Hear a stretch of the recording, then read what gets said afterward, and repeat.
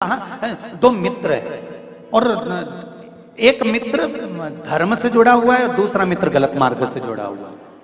अब दोनों मित्रों में एक दिन चलते चलते समय बीत गया। जो सत्कर्मी था, धार्मिक था, वो संत बन गया और एक ऐसा धर्मी था, वो चोर बन गया।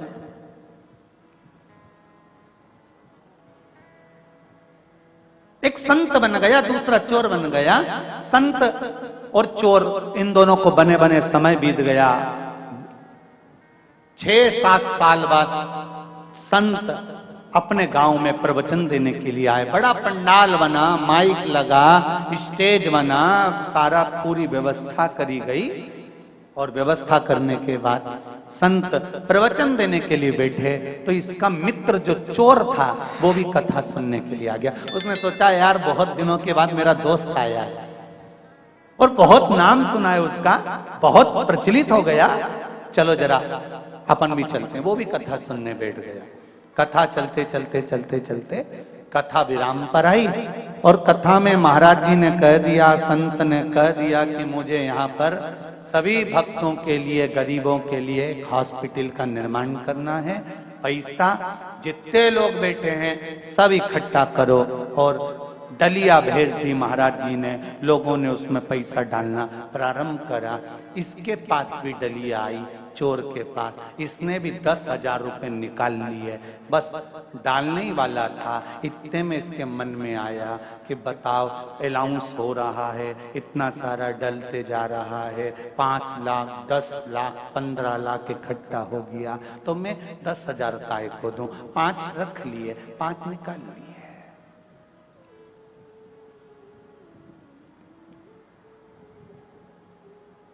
फिर डलिया घूमती घूमती घूमती घूमती इसके पास पहुंची।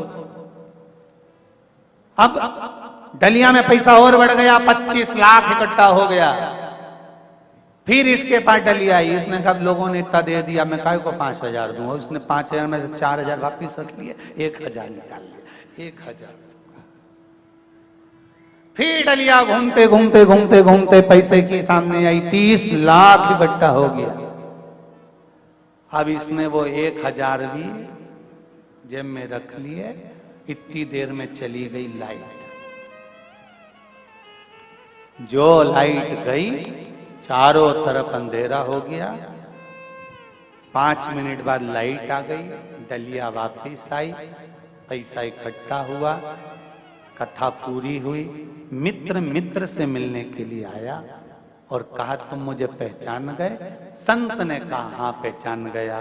तू और मैं एक ही क्लास में पढ़ते थे।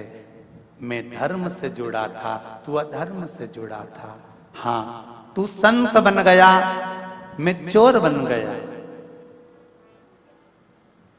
उसने कहा, खूब पैसा इकट्ठा करा रे तूने, 30 लाख रुपए इकट्ठे कर लिए। तेरी वाणी में कितना दम है, गजब की तेरी आवाज, क्या बल है तेरी आवाज में। 30 लाख एक आवाज में इकट्ठा कर लिया। गजब का तू लोगों का मन बदल देता है।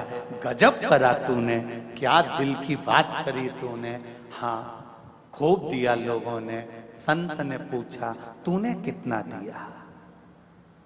तू मेरा इतना गुणगान कर रहा है कि मन बदल देता हूं, ये कर देता हूं, वो कर देता हूं। तूने कितना दिया बता? अरे निकाले थे 10,000 रुपए देने के लिए। फिर बाद में सोचा 5 दूंगा, फिर बाद में सोचा 1 दूंगा, फिर नहीं दिया। संत ने कहा, तो मेरी जिंदगी को धिक्कार है। सारी दुनिया का मन बदला और मेरे दोस्त का मन नहीं बदला, तो काहे का संत मैं संत किस काम का? सारी दुनिया का मन मैंने बदल दिया, पर एक दोस्त का मन नहीं बदल पाया। तो मेरा संतत्व, मेरा संत का भाव, मेरा प्रवचन देना बेकार है। इतने में दोस्त बोला, नहीं रे, ऐसी कोई बात नहीं है।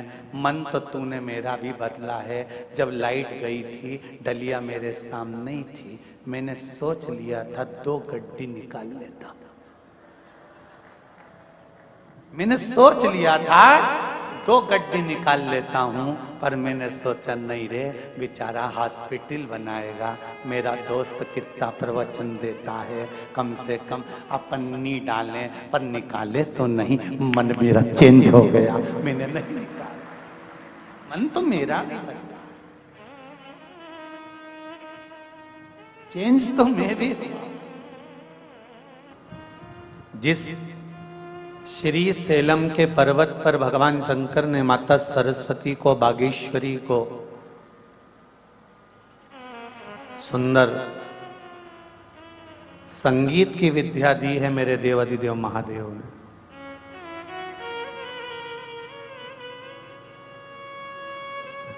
अगर माता को स्वर की देवी बनाया है तो मेरे देवाधिदेव महादेव ने बनाया है।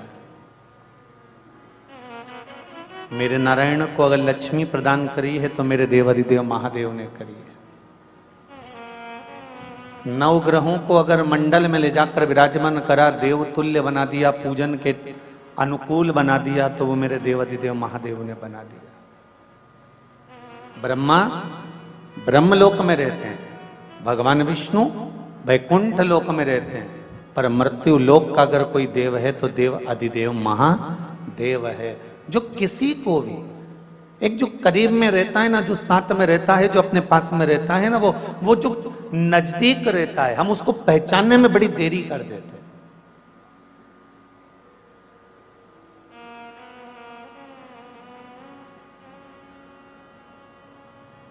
हमें उसको पहचानने में थोड़ा समय लग जाता है, क्योंकि हमारी आदत में है दूर के ढोल, अरे जम के बोलो जरा, सुहावने।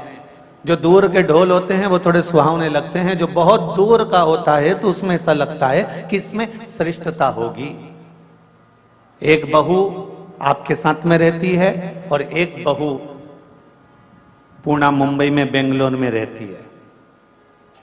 किसी सास से पूछा जाए कि तुम्हें कौन सी बहू अच्छी लगती है, तो वह हमेशा तारीफ में कहेगी हमारी बहू है नी जो पुणे में रहनी, वो हमारा बड़ा ध्यान रखे।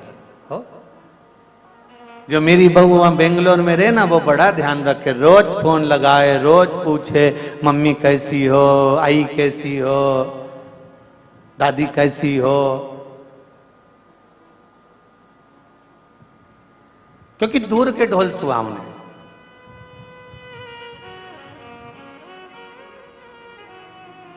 और वो बहू को मालूम है कि सास को कैसे प्रसन्न करना है। अपन को जाना ही कितने दिन के लिए, दिवाली और दशहरा, कहीं छुट्टी पड़ गई तब आ गए, 4 दिन बढ़िया मम्मी जी मम्मी जी मम्मी जी, दादी जी दादी जी दादी जी करा, और एक सोने की अंगूठी लाई और न चली। अब वो दूर के ढोल सुहावने, उसने तो देख लिया कि अपन जाएंगे और थोड़ा सा तारीफ करेंगे, और करके थोड़ा बहुत ले लुआ के अब कौन आ रहा है, जब छुट्टी होगी तब देखा जाएगा, जब मंदिर कोई आदि आदि कार्यक्रम हुए, त्योहार आए, तब चले जाएंगे। और जो बहू बेचारी पास में रहती है, आगे बढ़ बढ़ के काम करे, सेवा करे, उसके बाद भी विवाद भी उसी से होता है जो करीब में रहता है। अब तबीयत खराब हुई, बीमार पड़े, स्वास्थ्य गड़बड़ हो गया, फोन लगाया पूना वाली को। अब ईमानदारी से बोलना, वो पूना वाली पहले आएगी कि जो तुम्हारे साथ में रह रही है वो पहले आएगी? बोलो जरा जम के बोलो। जो साथ में रह रही है वो पहले आएगी, दौड़ के आएगी। हाँ मम्मी क्या हो गया, क्या बात है, क्या हुआ, हो क्या गया है? भले उससे तुम्हारी कितनी भी झगड़ा हो, कितनी भी लड़ाई हो, कितना भी तुम झगड़ा उससे कर रहे हो, कितना भी लड़ रहे हो, पर साथ कुछ देर के लिए समय की अनुकूलता में वो आपका दे जाएगी। फिर भी मन में लगता है कि वो दूर रहती है, वो पूछती है, वो ठीक है अपनी जगह पर, वो आएगी, समय पे आएगी। जब तुम्हारा उठावना हो जाएगा, उठावने से मतलब ये मत रखना कि तुम निपट गए तब, उठावने से मतलब है जब माल उठाने का समय आए तब वो आएगी। उसी तरह मेरा शिव, मेरा शंकर, मेरा ओघड़दानी, मेरा त्रिकालदर्शी, मेरा कैलाशी, अविनाशी, मेरा शिव इस मृत्यु लोक में विराजमान है। हम सबको पुकारते हैं, सबको बुलाते हैं, सबको पुकारने का प्रयास करते हैं, पर अगर दिल से जो तुम्हारे नजदीक में है उसको एक बार पुकार कर देखना, वो दुनिया का सारा सुख तुम्हें प्रदान कर जाएगा। दूर वाले आए ना आए, दूर वाले पहुंचे ना पहुंचे, पर वो जरूर आए। अकाल मृत्यु वो मरे जो काम करे चंडाल का, काल उसका क्या बिगाड़े जो भक्त हो महा काल का। जो शिव का उपासक होता है उसको फिर चिंता करने की जरूरत नहीं पड़ती।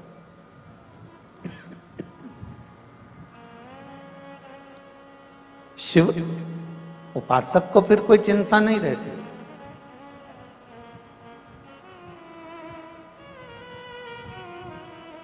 शंभु शरणे पड़ी मांगू घड़ी रे घड़ी, दुख काटो दया करी ने दर्शन आवो, दया करी ने दर्शन आवो। बाबा आपके चरणारविंद का रस तत्व हमें मिले। काशी कौन कौन गया है? हाथ उठाओ जरा। सब होया हैदराबाद वाले? अरे धर लो, वापिस धर लो। काशी गए हो तो पूरे भारत की भूमि पर एक काशी की धरा, अभिमुक्त नगरी काशी, मोक्ष नगरी काशी।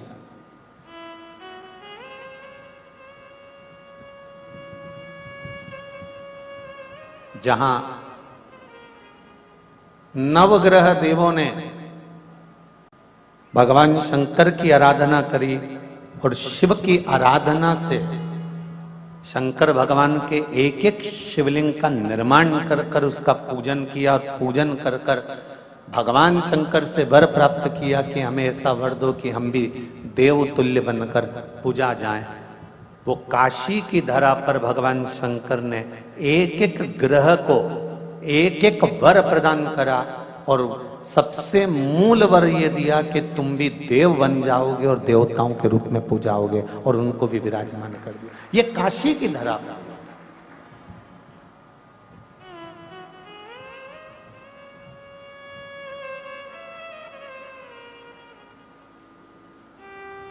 बुद्ध ग्रह का शिवलिंग बुद्धेश्वर महादेव, बृहस्पतेश्वर, शुक्रेश्वर, शनीश्वर, सोमेश्वर, नवग्रह देवता के एक एक शिवलिंग का निर्माण नवग्रह देवता ने किया। अपने अपने शिवलिंग का निर्माण कर कर उसका पूजन किया, पूजन कर कर उसकी आराधना करी, शंकर भगवान से वर प्राप्त करा। आज भी काशी की धरा पर नवग्रह देवताओं ने जिस शिवलिंग की पूजन करी थी, वो शिवलिंग आज भी काशी की धरा पर विराजमान।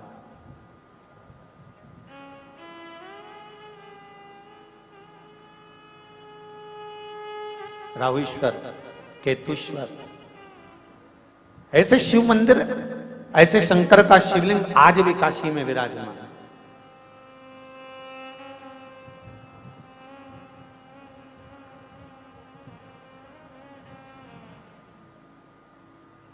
और जब जब किसी का दिल दुखता है, जब जब किसी का मन दुखता है, जब जब किसी के हृदय में अगर दुख का अनुभव होता है, तो शिव महापुराण की नवग्रह शिव महापुराण की कथा कहती है, जैसे शुक्र देवता का हृदय दुखा, शुक्र देवता का मन दुखा, तो उन्होंने शंकर की शरण ली, शिव की शरण।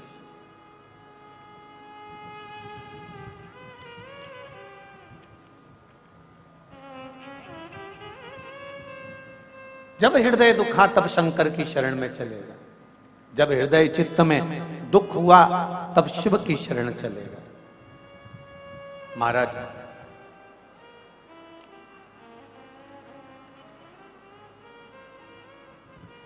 पुराणों के अनुसार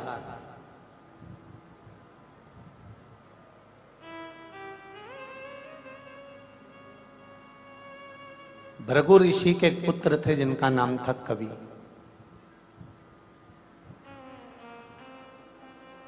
जिनको शुक्र कहा गया। ग्रहों में जो शुक्र ग्रह है वो भृगु ऋषि के पुत्र के नाम से। भृगु ऋषि के जो पुत्र हैं कवि, वो शुक्र ग्रह बने।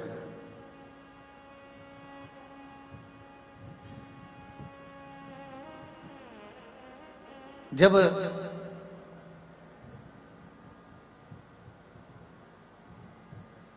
माता ख्याति के गर्भ से धाता, विधाता, लक्ष्मी और एक पुत्र और हुआ जिसका नाम था कवि। महाभारत श्रीमद् भागवत में भी इसका वर्णन आता है। कवि। जब भृगु बामा ने देखा तो उन्होंने उसी समय पर एक विचार किया कि क्यों ना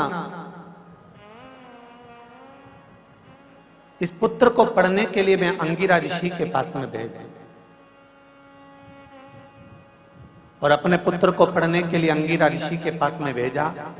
अंगिरा ऋषि अपने पुत्र जीव, जीव मतलब बृहस्पति, बृहस्पति भगवान का एक नाम और है जीव, गुरु। अंगिरा ऋषि के पास में अपने पुत्र कवि को पढ़ने के लिए भेजे, विद्याध्ययन के लिए भेजा। अब कवि और अंगिरा ऋषि का पुत्र, ये दोनों जीव साथ पढ़ने लगे। अंगिरा ऋषि इनको पढ़ाने लगे, विद्याध्ययन कराने लगे, पर समय की अनुकूलता ऐसी होती है कि अंगिरा ऋषि ने अपने पुत्र जीव पर ज्यादा ध्यान दिया, उसको पढ़ाया भी, उसके लिए समर्पित भी रहे। थोड़े दिन तक तो ठीक चला, उसके बाद अपने पुत्र की ओर जब ध्यान ज्यादा दिया गया तो कवि को ये अच्छा नहीं लगा, शुक्र को ये अच्छा नहीं लगा। और कवि को, शुक्र को जब ये अच्छा नहीं लगा तो उन्होंने अपने गुरु का स्थान छोड़कर, अंगिरा ऋषि का स्थान छोड़कर सीधे गोदावरी के तट पर गए और मां गोदावरी के घाट पर बैठकर उन्होंने शंकर भगवान का बालू का शिवलिंग बनाया और शिवलिंग बनाकर उसकी पूजन करना प्रारंभ किया। जरा देखिए, नवग्रह शिव महापुराण की कथा चल रही, बहुत ध्यान से सुनना कि व्यक्ति के जीवन में जब कहीं दुख की घड़ी सामने आती है, आपको लगता है कि हम बहुत रिश्तेदारों के यहाँ जाते हैं और रिश्तेदारों के यहाँ जाते हैं पर धनपतियों के यहाँ, संपत्तिवानों के यहाँ, वैभववानों के यहाँ वैभववानों को ही सम्मान मिलता है, संपत्तिवान को ही सम्मान मिलता है, हमको सम्मान उतना नहीं मिल पा रहा। तो हमको ये बात किसी से कहना नहीं है कि हम उनके यहाँ गए थे और हमको सम्मान नहीं मिला, हम उनके यहाँ पहुंचे थे हमको आदर नहीं मिला, हम उनके यहाँ विवाह में गए थे हमको उसमें आदर सम्मान नहीं मिला, हम उसके यहाँ पार्टी में गए थे हमको उसमें आदर सम्मान नहीं मिला। कथा में तो आदर सम्मान की कोई बात होती ही नहीं। भागवत हो, रामायण हो, गीता हो, शिवपुराण हो, सत्यनारायण भगवान की कथा हो, घर में धार्मिक कोई आयोजन हो, उसमें मान और सम्मान की कोई परिभाषा नहीं होती कि हम कथा में गए तो हमको आगे बैठना था कि पीछे बैठना था कि दाएं बैठना था कि बाएं बैठना था। उसमें तो हमको ये देखना है कि जो जगह खाली हो और जहां पर जगह मिल जाए वहां पर प्रणाम करो और शंकर और कंकर को नमन कर कर वहीं आसन लगाकर बैठ जाओ तो शंकर मिल जाता है। कथा में कभी भी हमको ये नहीं विचार करना कि यहाँ जगह नहीं मिली, वहां जगह नहीं मिली, आगे नहीं बैठने दिया, पीछे नहीं बैठने दिया। हाँ, कहीं विवाह में गए, कहीं पार्टी में गए, कहीं फंक्शन में गए और वहां जाकर अगर आपको ऐसा महसूस होता है तो ये भी बात किसी को कहने की नहीं होती। जब मन दुखे, हृदय चित्त में जब घात लगे तो फिर आपको केवल एक काम करना है कि कहीं शिव की शरण में पहुंच जाना है, शंकर की सेवा में लग जाना है, फिर शिव जानेगा कि करना क्या है। शुक्र ने वही करा। गोदावरी नदी के तट पर शुक्र ने शंकर भगवान का पार्थिव शिवलिंग का निर्माण करा, उसकी पूजन करना प्रारंभ करा।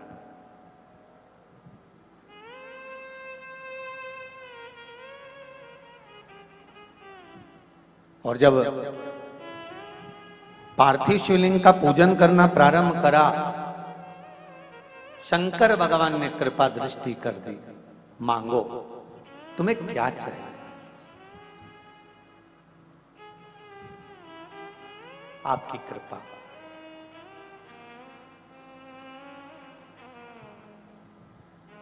आपकी कृपा चाहिए। शुक्र कवि, तुमने मेरी आराधना करी है, मैं तुम्हें वर प्रदान करता हूं। एक मंत्र मैं तुम्हें देता हूं, दुनिया के लोग उसे संजीवनी मंत्र कहेंगे।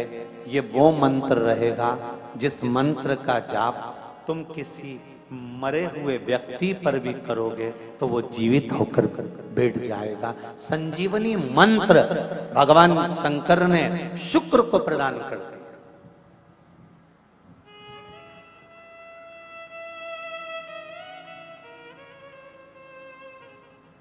संजीवनी मंत्र। और संजीवनी मंत्र जब भगवान शंकर ने शुक्र को दिया और शुक्र ने उस मंत्र का स्मरण करना प्रारंभ करा, तो शुक्र के पास में तो आनंद की अनुभूति हो गई बिना मांगे। शंकर भगवान से शुक्र ने यह नहीं कहा कि मुझे यह मंत्र देना, पर शिव ने दे दिया। और शंकर कभी भी थोड़ा नहीं देता, देता है तो बहुत में देता है।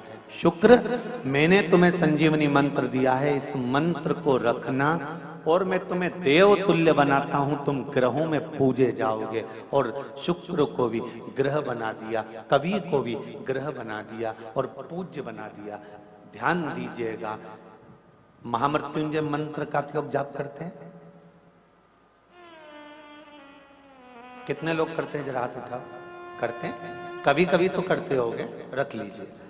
महामृत्युंजय मंत्र का यदि आप जाप करते हो और आपको मालूम पड़ गया कि शरीर में मुझे ये रोग हो गया है, मुझे शुगर हो गया है, मुझे बीपी हो गया है, मेरा ब्लड प्रेशर ऊंचा नीचा रह रहा है, कोई भयंकर रोग, मेरे रिश्तेदार को कोई कैंसर जैसा रोग हो गया, किसी को कोई थायराइड हो गया, किसी को कोई किडनी और लीवर में सूजन हो गई, किसी को कहीं किडनी और लीवर में तकलीफ हो गई, तो शिव महापुराण की कथा कहती है, नवग्रह शिव महापुराण की कथा कहती है कि बेलपत्री के वृक्ष के नीचे महामृत्युंजय मंत्र का जाप जो शुक्रवार की शुक्रवार घी का दिया लगा कर करता है, उसके रोग बाबा देवाधिदेव महादेव समाप्त करते चले जाते हैं। ये संजीवनी मंत्र शुक्रवार के दिन भगवान शंकर को शुक्र को दिया था, इसलिए उसकी प्रधानता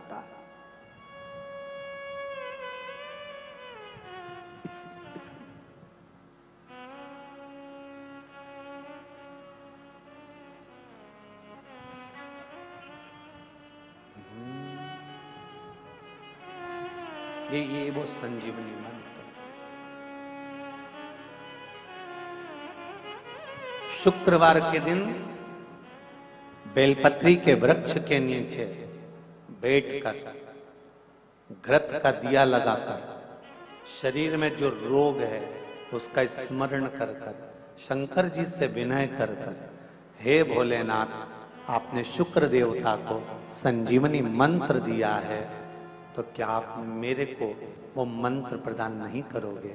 मेरे रोग, मेरी बीमारी, मेरे दुख को आप नहीं हरोगे? शिव से कहो, ये शरीर आपने दिया है और भजन करने के लिए दिया है, स्मरण करने के लिए दिया है, कीर्तन करने के लिए दिया है, तो संभालोगे भी आप। और बेलपत्री की ओर मुख कर कर घी का दिया लगाकर महामृत्युंजय मंत्र का स्मरण कर लेने पर धीरे धीरे धीरे धीरे धीरे धीरे वो रोग समाप्ति की ओर आता चले जाता है। शिव की कृपा से मिला, शंकर की उदारता से मिला। और जब मेरा ओगड़दानी देता है, कुछ कम नहीं देता।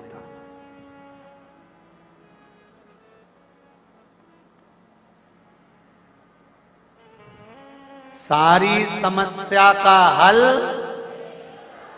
अरे जरा जमके तो बोलो भाग्यनगर वालों, अच्छी जरा खुश होकर बोलो, सारी समस्या का हल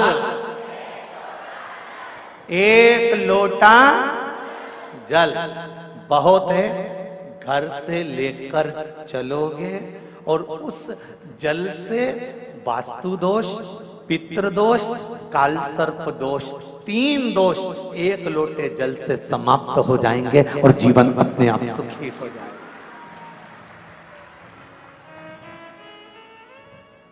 शिव महापुराण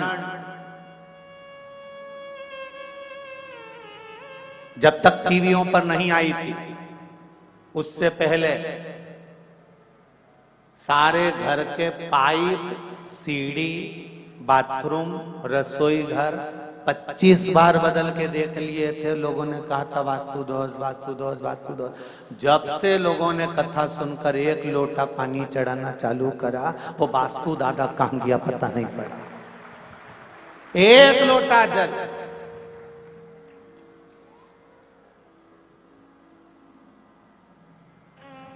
कहां गया पितृदोष, कहां गया वास्तु दोष, कहां गया काल सर्प दोष?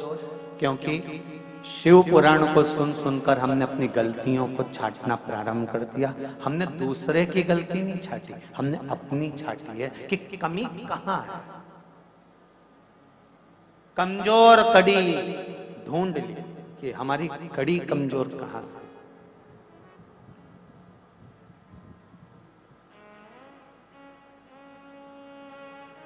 ये बाहेती परिवार का भाग्य प्रबल हुआ, शिव महापुराण की कथा हुई।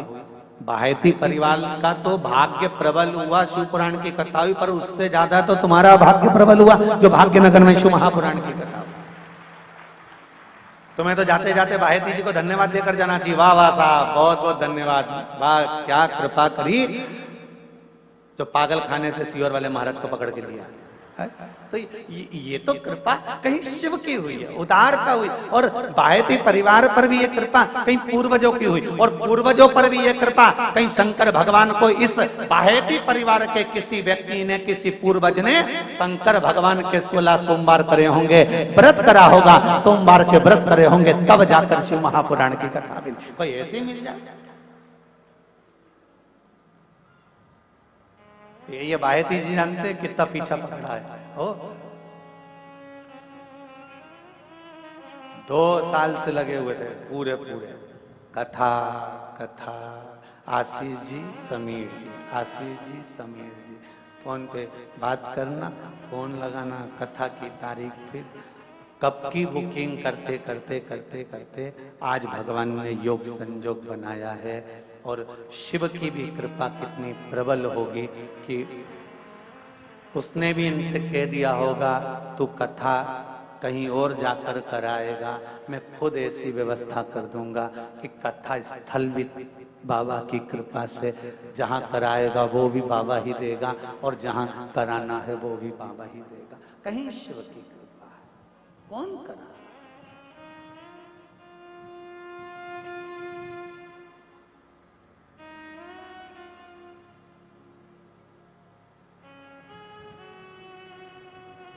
और जितने लोग आस्था चैनल के माध्यम से शिव महापुराण की कथा सुन रहे हैं, फेसबुक, यूट्यूब पर सुन रहे हैं, सोशल मीडिया के माध्यम से श्रवण कर रहे हैं, उन सब से कहूंगा बाबा की कृपा है जो भाग्यनगर से अपन कथा सुन रहे हैं, वो भी 9 ग्रह। अपने ग्रह को सुधारना,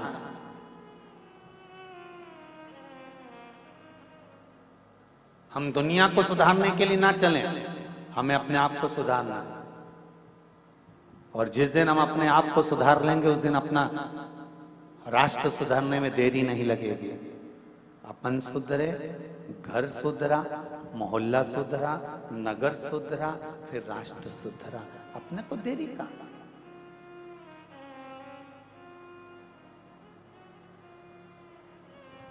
शुक्र का मन दुखा, हृदय दुखा, तो शिव की आराधना करें।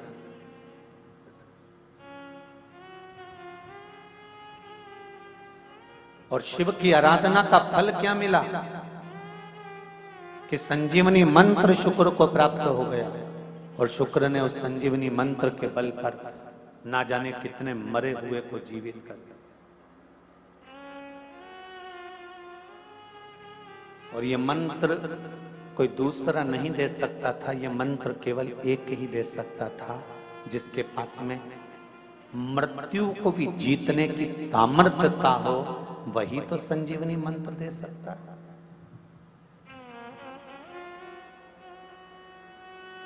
प्रथम सुख, जम के बोलो क्या है? निरोगी काया। किसी ने कहा कि प्रथम सुख घर में माया।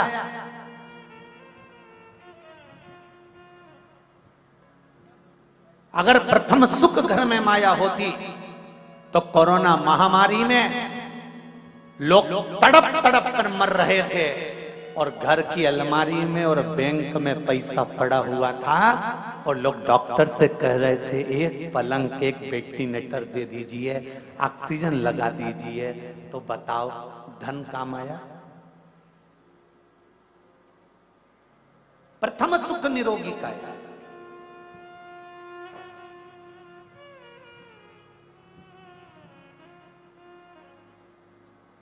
जिसके पास जो होगा वो देगा।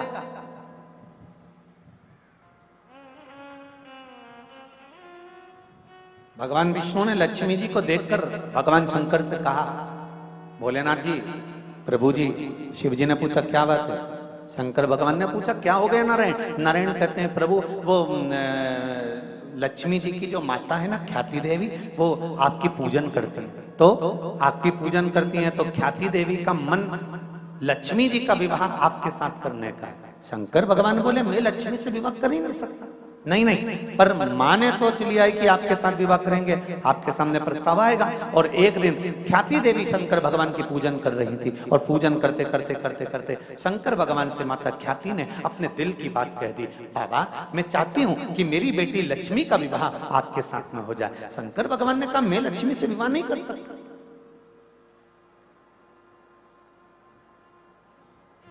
मैं लक्ष्मी जी से विवाह नहीं करूंगा। तो फिर लक्ष्मी से विवाह कौन करेगा? शंकर भगवान ने कहा लक्ष्मी जी से विवाह नारायण करेंगे।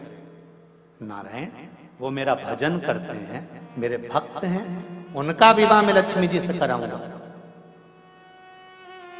तो लक्ष्मी जी का विवाह नारायण के साथ में भगवान शंकर ने करा दिया। लक्ष्मी जी ने शिव जी से आराधना करी, भोले बाबा आपने मेरा विवाह भगवान विष्णु जी के साथ में करा दिया, पर मेरी माता के हृदय में आप बैठे थे, मेरी माँ आपके साथ विवाह करना चाहती थी, आपने नारायण के साथ कराया। मेरा जब कन्यादान हो, जब मैं इस घर से विदा हूं, तो मैं चाहती हूं कि आप मुझे कुछ वर देकर विदा करें। शिवजी ने कहा आज मैं वर नहीं दे सकता लक्ष्मी तेरे, जब समय मिलेगा तब मैं तुझे वर प्रदान करूंगा। और समय कब आया? जब एक दिन नारायण जी और लक्ष्मी माता का विवाद हो गया। लक्ष्मी जी रुष्ट होकर एक बेलपत्री के पेड़ के नीचे जाकर बैठ गई और उस वृक्ष के नीचे बैठे बैठे लक्ष्मी जी को समय हो गया। वहां से उठी, दूर जाकर एक बालू रेत का शिवलिंग का निर्माण माता लक्ष्मी जी ने करा और हजारों वर्ष तक माता लक्ष्मी जी ने तप की मुद्रा में साधना करने में माता लक्ष्मी डूब गई। हजारों हजार वर्ष बीत गए, दसों हजार वर्ष बीत गए और माता लक्ष्मी शंकर भगवान की आराधना में बैठ गई। तप करते करते करते करते करते करते करते करते लक्ष्मी जी का शरीर ने बेलपत्री के वृक्ष का स्वरूप धारण कर लिया। नारायण उनको ढूंढ ढूंढ के थक गए, लक्ष्मी कहाँ चली गई? लक्ष्मी दिख नहीं रही, लक्ष्मी गई कहाँ? देवताओं से पूछा, 33 कोटि देवताओं से पूछा, आखिरी में देवाधिदेव महादेव से पूछा कि मेरी धर्मपत्नी लक्ष्मी गई कहाँ? शंकर भगवान ने कहा कि उसने एक बेलपत्री का वृक्ष का रूप धारण कर लिया जिससे किसी को दिखे ना। नारायण ने उस बेलपत्री की स्तुति करी, लक्ष्मी प्रकट हुई। शंकर भगवान ने कहा लक्ष्मी आपने मेरी आराधना हजारों वर्ष तक करी है, मैं तुम्हें वर प्रदान करता हूं। आज तक तुम केवल लक्ष्मी थी, मेरा नाम मैं तुम्हें प्रदान करता हूं। लोग मुझे महादेव कहते हैं, मेरा महाशब्द मैं तुझे देता हूं। आज से तू केवल लक्ष्मी नहीं रहेगी, आज से तू महालक्ष्मी रहे। मैं अपना नाम दे रहा हूं तेरे को।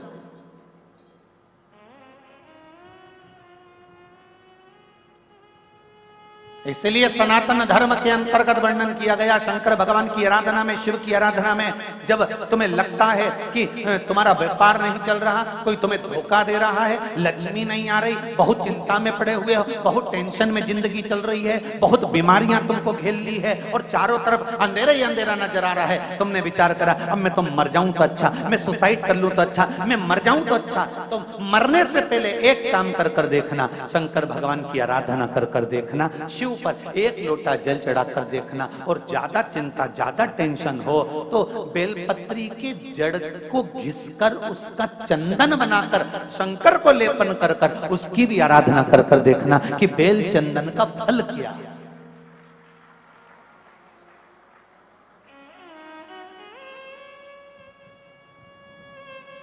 एक बेलपत्र, एक बेल,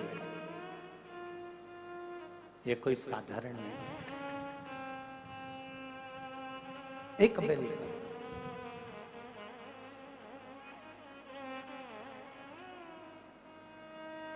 इसकी नीचे की डंडी से लेकर ये दो पत्तियां जहां लगी हैं और दो पत्ती से लेकर ये बीच की जो पत्ती है उसमें जो गैप है, उसमें जो जगह है, दिख रही है आपको? ये दो पत्ती से लेकर बीच की पत्ती के बीच में जो जगह खाली रहती है, 33 कोटि देवी देवताओं विराजमान रहते हैं इस बीच की जगह में। जब शिव जी को चढ़ाया जाता है तब इस पत्ती के बीच की जगह शंकर के शिवलिंग पर रखा जाता है, तो शिव जी इतने प्रसन्न होते हैं कि मेरी स्तुति करने के लिए ये भक्त 33 कोटि देवताओं को लेकर आया है, मेरी स्तुति करने के लिए। लोग चावल लाए, लोग अंबारियां लाए, धन लाए, दौलत लाए, संपदा लाए, पर एक शंकर का भगत ऐसा होता है जो एक बेलपत्री के रूप में 33 कोटि देवताओं को, 64 योगिनियों को, आदि शक्तियों को शंकर को समर्पित करता है।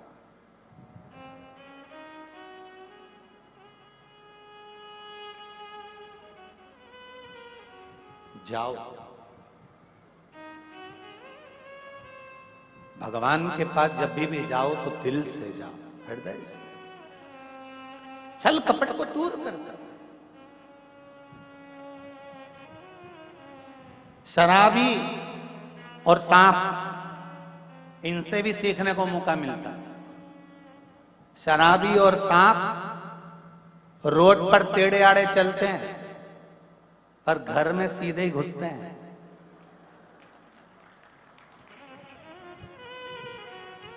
शराबी और सांप से भी सीखने को मिलता है, ये रोड पर टेढ़े आड़े चलते हैं पर घर में सीधे घुसते हैं। उसी तरह संसार सागर में तुम कितने भी टेढ़े रहो पर महादेव के चरणों में सीधे ही बने रहना कि मैं तुम्हारा हूं, इसके सिवा मैं कुछ जानता ही नहीं, मैं दूसरा कुछ जानता ना, तो मुझे पूजन आती है, ना मुझे स्तुति आती है, ना मुझे अर्चना आती है, ना मैं सेवा जानता हूं, ना मैं चाकरी जानता हूं, मैं तो केवल एक बात जानता हूं, श्री शिवाय नमस्तुभ्यम।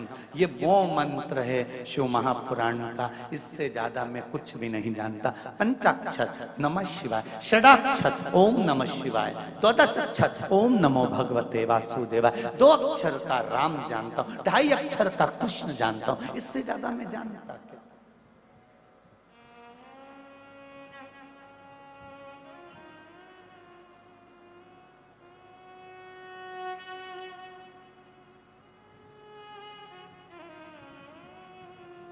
हमें इससे ज्यादा कुछ आता नहीं। महाराज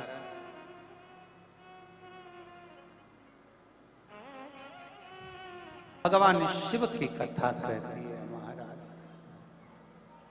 इस चित्त को, इस वृत्ति को, इस मन को भगवान को समर्पित कर श्री शिवाय नमस्तुभ्यम। कथा के मध्य में जब भी शिव महापुराण का ये मूल मंत्र आए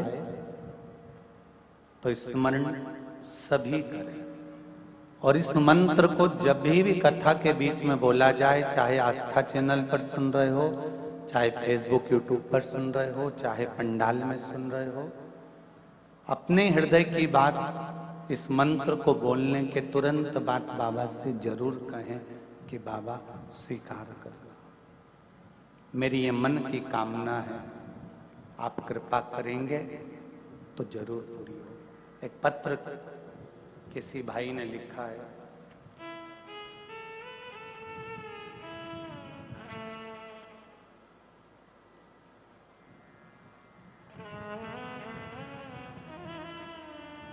मेरा नाम सतीश राय है, मैं जिला रायसेन, ग्राम रामपुरा खुर्द से आया हूँ। गुरुदेव, मुझे बाबा ने ऐसी कृपा कर दी है कि मैं उनकी कोई कथा छोड़ना नहीं चाहता हूँ, इतना बाबा ने कर दिया।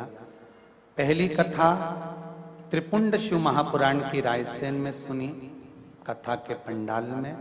फिर मैंने कथा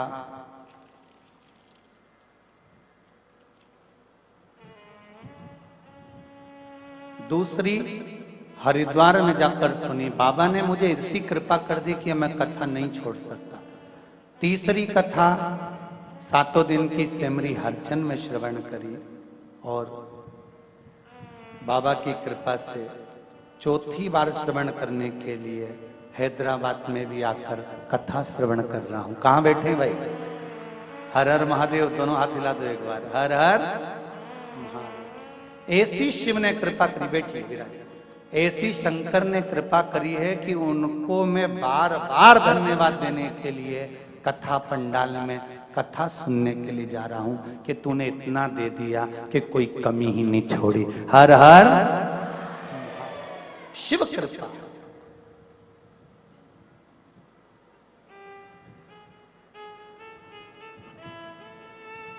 एक पत्र और है बड़ा सुंदर, उसको भी देख लो। हम तो सोच रहे थे कि हैदराबाद में कोई पत्र ही नहीं देगा, पर मालूम क्या था, यहाँ भी भंडार भरे हैं बाबा ने।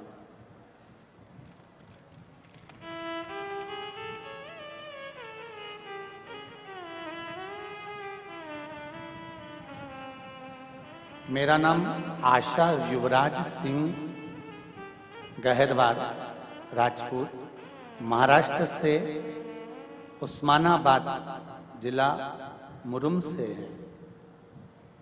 कहीं बैठे हैं आप ही दोनों है? एक बार हाथ हिला दीजिए। हर हर महादेव। आपने पत्र लिखा है, उसमें साथ में फोटो हम भी लगाए हैं। बाबा की कृपा है। गुरुदेव, हम शिव को नहीं जानते थे, पूजन करते थे, सब था। एक मंदिर शंकर का ऐसा था गुरुजी, जहां कोई आता नहीं था। आपने जब शिवलिंग की पूजन कराना प्रारंभ करा, मंदिर में जाना प्रारंभ किया, अब उस मंदिर में लोग इतने आने लगे। पहला फोटो भेजा है और उसके बाद में अब जो जनता वहां पर आ रही है उसके भी फोटो भेजे गए हैं। शिव कृपा किसको कहते हैं, इधर से इन सारे फोटो में अपने अपने मन की बात लिखी है कि पहले शिव मंदिर जाना, उसके बाद में हमने जब चालू करा जाना, बाबा ने कैसी कैसी कृपा करी है, ये फोटो के माध्यम से आपने वर्णन किया। बैठिए।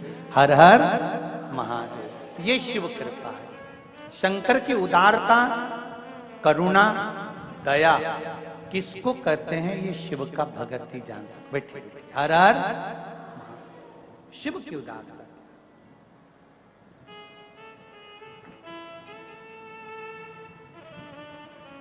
और फिर कहूंगा,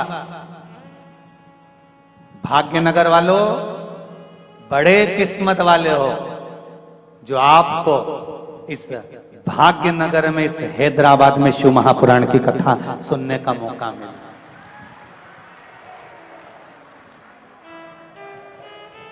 अगर मौका मिला है हैदराबाद की इस पावन धरा पर, भाग्यनगर में अगर आप लोग कथा सुन रहे हो तो आपकी किस्मत का वर्णन नहीं कर सकता।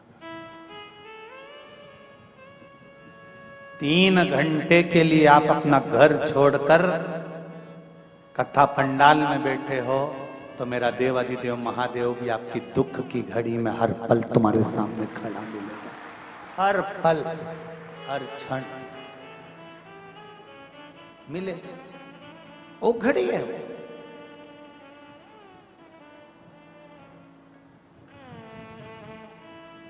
एक देवराज नाम का ब्राह्मण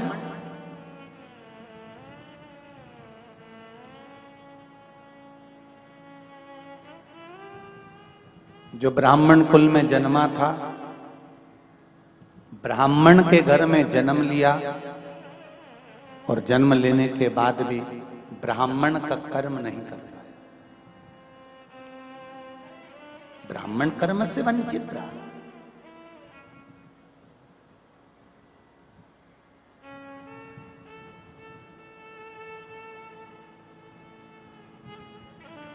ब्राह्मण कुल में जन्म लेने के बाद अगर आप ब्राह्मण कर्म से वंचित रह भी गए तो मेरा एक निवेदन रहा है, वो हमेशा कहता हूं, कोई अगर ब्राह्मण कुल में जन्म लिया है, ब्राह्मण कर्म से अगर वंचित रह गया है, रह जाने दो, पर आप अपने मुख से किसी की निंदा मत करो कि वो ब्राह्मण होकर ऐसा कर रहा है, वो ब्राह्मण होकर ऐसा कर गया। हमें निंदा नहीं करनी।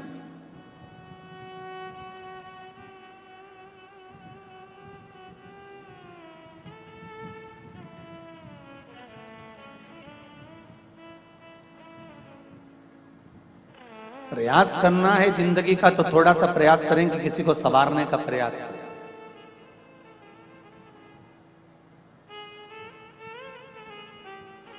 कोयल और कौआ दोनों में मीठा कौन बोलता है? जम के बोलो। कोयल। कोयल जब मीठा बोलती है तो कौए को अच्छा नहीं लगता। जैसे ही कोयल बोलना चालू करती है तो कौआ भी काऊ काऊ करने लगता है। सुनना तुम, जब कोयल बोलेगी ना तो कौआ चिल्लाने लगेगा। कौआ चिल्ला सकता है, कोयल की आवाज को दबा सकता है, पर क्या कौआ कोयल जैसी मधुर वाणी ला सकता है? अरे जम के तो बोलो। नहीं। निंदा करने वाला किसी व्यक्ति पर लांछन लगा सकता है, अपशब्द कह सकता है, उसके लिए आड़ा टेढ़ा बोल सकता है, उस पर उंगली उठा सकता है, उस पर आरोप लगा सकता है, पर निंदा करने वाला, आरोप लगाने वाला क्या कभी अपने आप को सुधार सकता है? कौआ मधुर वाणी नहीं ला सकता और निंदा करने वाला कभी निंदा करना छोड़ नहीं सकता।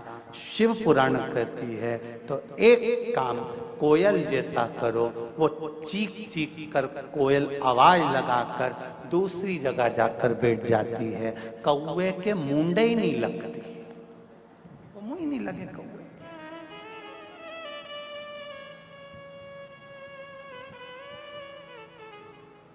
बोले बोले आग लगे बस्ती में, अपन रहो मस्ती में, क्या किसको रोइए, चादर तान के सोइए। अपनी जिंदगी मस्त जियो, जो होगा देखा जाएगा।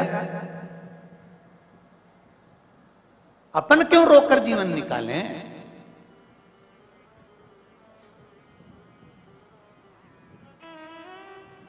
अपनी जिंदगी मस्त में होकर।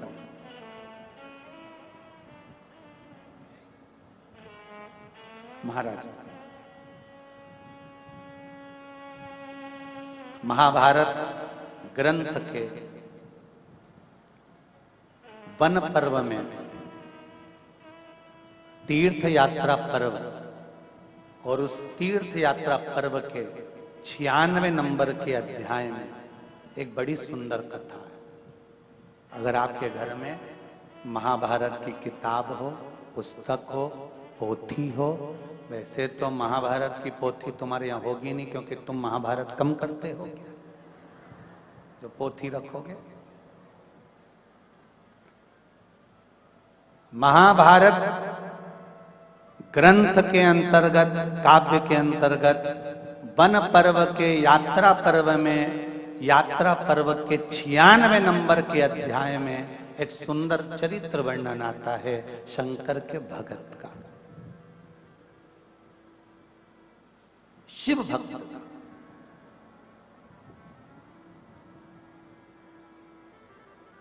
दो थे, एक का नाम था आतापी और दूसरे का नाम था बतापी। दोनों असुर है, दोनों राक्षस है। आतापी भी और बतापी। 96 नंबर का अध्याय महाभारत का वन पर्व, तीर्थ यात्रा पर्व, उसका 96 अध्याय कहता है इन दोनों ने शंकर भगवान की आराधना करी, शिव से वर प्राप्त करने के। और शंकर भगवान की आराधना कर कर भगवान शंकर से निवेदन करा, विनय करा, प्रार्थना करी शिवलिंग का निर्माण करना, पार्थिव शिवलिंग बनाना, बदल बदल कर शिवलिंग का निर्माण करते जाना।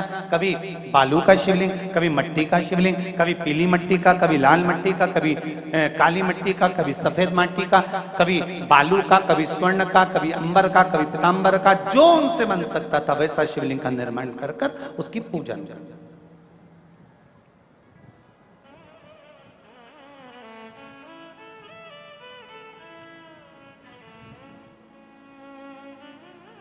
आराधना करते करते करते करते बहुत समय बीत गया। दोनों ने विचार करा कि यहां तो शिव जी प्रसन्न ही नहीं हो रहे।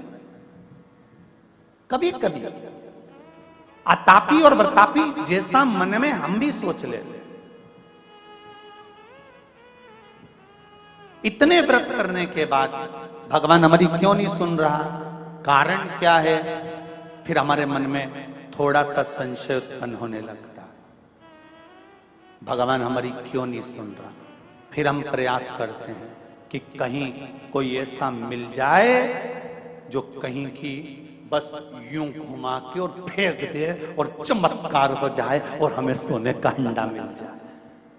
और ऐसा कहीं का हो जो घुमा के हंडा निकाल दे तो हमको भी बताना, हम भी चलेंगे और कुबेरेश्वर महादेव का मंदिर जल्दी से बना देंगे, एक दो हंडा निकलवा के। बहुत कठिन है भाई।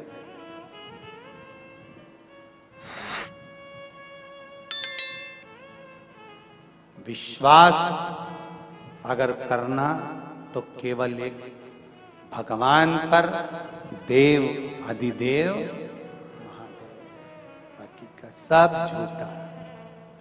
परिवार के लोग भी आग लगाकर शमशान में से चले जाएंगे, कौन बात करने आएगा? अभी तो तुम सब लोग आपस में बात कर लेते हो, जब आग लगा कर चले जाएंगे तुम अकेले धधकती हुई ज्वाला में पड़े रहोगे। वो कहे ना, जब तन में उठेगी ज्वाला कोई पास ना आने वाला, भक्तों की सुन के पुकार रे तू नंदी ले कर आ जाना। मेरे दीन बंधु भगवान रे, भक्तों की सुन कर आ जाना। तन में ज्वाला उठेगी, परिवार के लोग आग लगाकर चले जाएंगे, कोई नहीं रहेगा। तब शमशान में केवल आप और एक रहेगा, मेरा देव अधिदेव महादेव, कोई दूसरा नहीं मिलने वाला। वो तुम्हारे सामने होगा, कोई नहीं।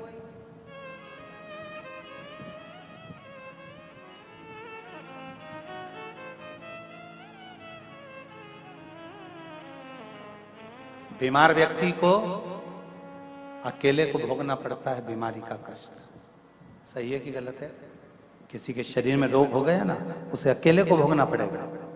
डॉक्टर आएगा, इंजेक्शन लगाएगा, गोली वाला गोली लाएगा, बेटा पैसा लगाएगा, बहू सेवा कर देगी, बेटा अपना काम करेगा, बहू अपना काम करेगी, भतीजा अपना काम करेगा, रिश्तेदार अपना काम करेंगे, कुटुंब वाले अपना काम करेंगे, पर भोगना केवल अपने को पड़ेगा, कोई दूसरा नहीं भोगेगा।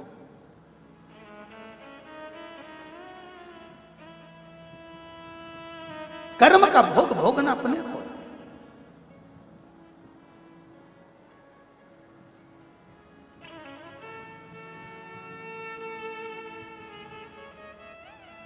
कितना एक चरित्र में लोग पूछते महाराज जी प्रवचन से होता क्या है, कथा से होता क्या है, व्यासपीठ पर बैठकर बोलने से होता क्या है, संतों की वाणी सुनाने से होता क्या है, शिव महापुराण सुनने से होता क्या है।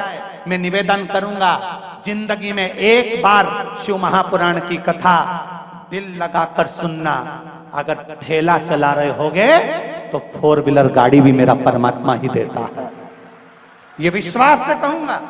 और एक बात जरूर कहूंगा, ना तो सियोर वाले महाराज को तंत्र आता है, ना मंत्र आता है, ना विद्या आती है, ना बेल है, ना भभूति है। मेरे पास तो केवल एक विश्वास है। विश्वास मेरे शंकर का है कि वो दुनिया में किसी को खाली नहीं छोड़ता। जब चोर को कुबेर बना सकता है, रावण को लंका दे सकता है, भस्मासुर को कंकण दे सकता है, तो क्या हमको नहीं दे सकता है? बस शिव की आराधना करना, इस मन चित्त और बुद्धि को भ्रम से हटाना और उसकी आराधना में लग जाना। जिस दिन तुमने शंकर के मंदिर जाना चालू कर दिया, उस दिन से तारीख लिख लेना कि इतनी तारीख से शंकर जी पे मैं जल चढ़ा रही हूँ, पशुपति व्रत कर रही हूँ, बेलपत्र चढ़ा रही हूँ, चावल का दाना चढ़ा रही हूँ, मूंग चढ़ा रही हूँ, एक फूल चढ़ा रही हूँ या बेलपत्र। जिस दिन से तुम शिव की आराधना चालू कर दो, उस तारीख से लेकर 3 महीने तक उस तारीख को मिलाने का प्रयास करना कि जिंदगी में संकट आया और कटा कि नहीं कटा, दुख आया मिटा कि नहीं मिटा, और लक्ष्मी की कमी थी तो पेट उसने भरा कि नहीं भरा, वो तारीख निकाल कर रखिए। और आज बाहेती परिवार को भी कह रहा हूं, जितना जितना आप शिव महापुराण में ये व्यवस्थाओं में, लोगों को प्रसाद आदि में बिठाने में, पानी पिलाने में या कथा के अंतर्गत जो भी खर्च करो, उसको एक डायरी में लिख कर रखना। आज की तारीख से लेकर कुछ महीने की बाद की तारीख मिलाना कि मेरे शंभू ने वापिस 1000 गुना कर लौटाया कि नहीं लौटाया। वो कृपालु, वो दयालु, उसकी करुणा।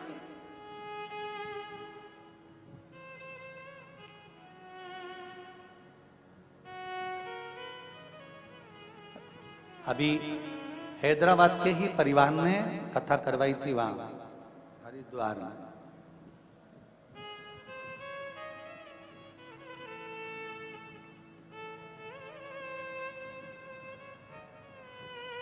जब उनका फोन समीर जी, आशीष जी के पास आया तो उन्होंने कहा हम हरिद्वार कथा करा कर आए हैं, पर बाबा ने ऐसी कृपा कर रखी है कि बाबा चाहेगा तो दूसरी कथा भी जल्दी ही करा देगा। ये शिव तत्व, ये ओघड़ी तत्व है, ये शंकर।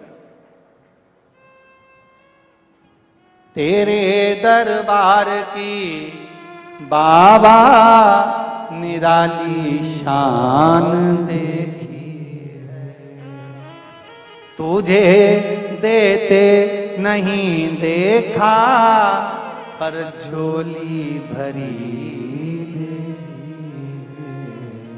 वो क्या देता है, कैसे देता है, ये उसके ऊपर है। कितना देता है ये उसके ऊपर। कृपा कम नहीं। क्या होता है शिव पुराण सुनने से, क्या होता है श्रीमद् भागवत और रामायण सुनने से, क्या होता है घर में अभिषेक और पूजन करने से।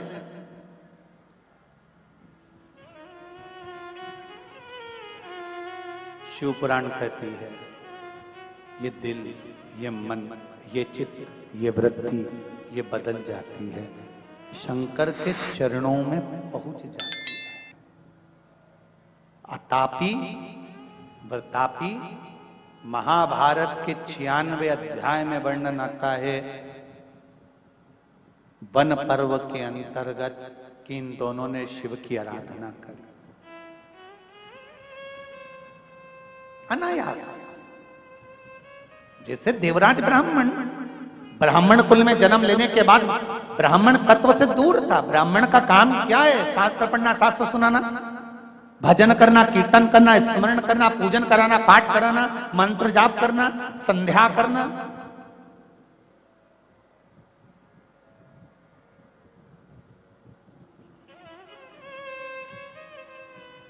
और ब्राह्मण का सबसे बड़ा कर्म है स्वयं पूजन करे, स्वयं पाठ करे, स्वयं आराधना करे। और उसकी आराधना में, उसकी वाणी में, उसकी तप साधना में वो बल होना चाहिए कि दूसरों को भी उस भजन में, उस सेवा में, उस अर्चना में, उस कीर्तन में लगा दे। तो समझ लो कि ब्राह्मण का जीवन सफल हुआ। ब्राह्मण का जीवन सफल हुआ।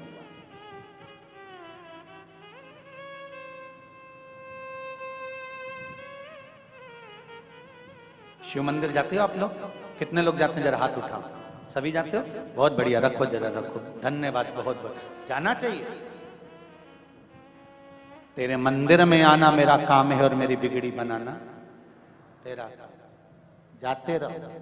दुख होना तो भी जाना, तकलीफ हो तो भी जाना, शरीर में कष्ट हो तो भी जाना, और प्रसन्न होकर जाना। जिसके पास में धन नहीं होता, जिसके पास में पैसा नहीं होता, और वो भी कटे हुए सेवफल का मोबाइल, क्या बोलते हैं? हाँ, समझ गए ना तुम? एप्पल का मोबाइल, ठीक है। जिसके पास पैसा ही नहीं है, धन ही नहीं है, संपदा ही नहीं है, किराए के मकान में रहता है, दूसरे के घर में काम करता है और एप्पल का मोबाइल लेके घूमता है, तो ना जाने कजन कितनों के तो दिल को खटकता होगा। दूसरे के यहाँ काम करे, दूसरे की गुलामी करे, और मालूम पड़े सुंदर 4 व्हीलर गाड़ी से नीचे उतरे तो दूसरे को तो खटकता होगा। ईमानदारी से तो बोलो रे, खटके कि नहीं खटके? उसी तरह शरीर में जब कष्ट हो, बीमारी हो, घर में संपदा नहीं, धन नहीं, दौलत नहीं, पैसा नहीं, दुख पर दुख है, और शंकर जी के मंदिर तुम रोज जा रहे हो, तो शंकर जी को भी खटकता है, इतना दुखी होने के बाद भी मेरा भजन कर रहा है। जा, अब तू सुखी हो जा, ले जा मेरी तरफ से दे दे। खटकता तो दुख तो होता हो, तकलीफ तो होती हो।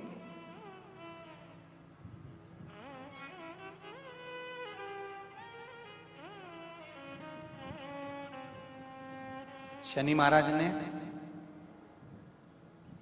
बुद्ध देव से पूछा, नवग्रह, शनि ने बुद्ध से पूछा कि बुद्ध ये बताओ, इन नवग्रह देवताओं की आपस में बात चल रही है। शनि ने बुद्ध से पूछा, बुद्ध, शंकर जी के मंदिर में शंकर जी का शिवलिंग है, तो मां पार्वती की क्या जरूरत है? जहां शिव जी बैठे हैं, शंकर भगवान जहां पर विराजमान है, तो वहां पार्वती जी की जरूरत क्या है?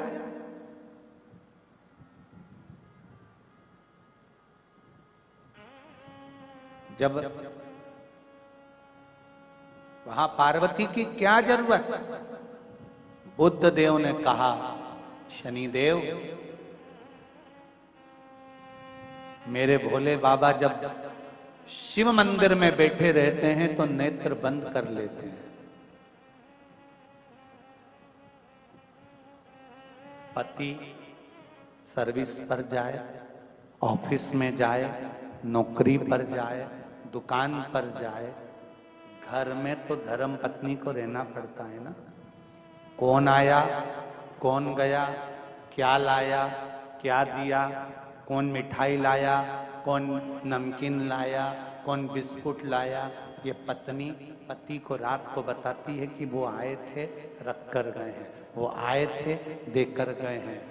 शंकर भगवान जब तप साधना में लीन होते हैं, तब केवल एक मात्र शक्ति माँ पार्वती ऐसी होती है, जब भक्त जल चढ़ाता है तो माँ अपने पुत्र की दशा देख लेती है और शंकर भगवान से कह देती है कि इसको ये दुख है, इसके दुख को काट दीजिए। इसलिए माँ का होना जरूरी, माता का होना इसलिए जरूरी है।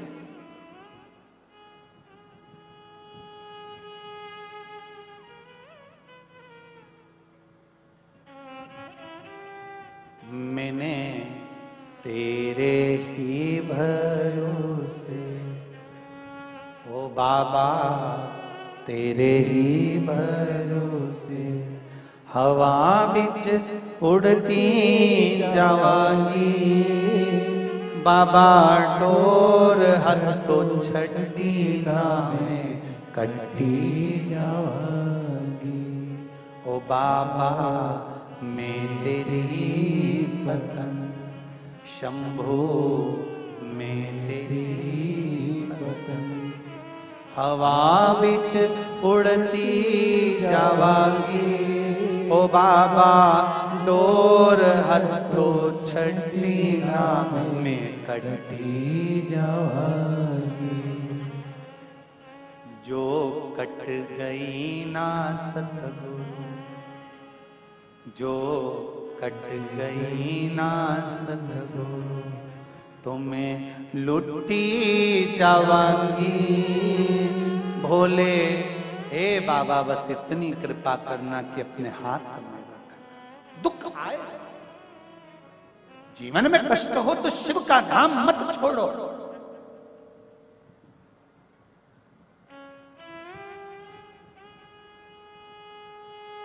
शिव की चौखट मत छोड़ो।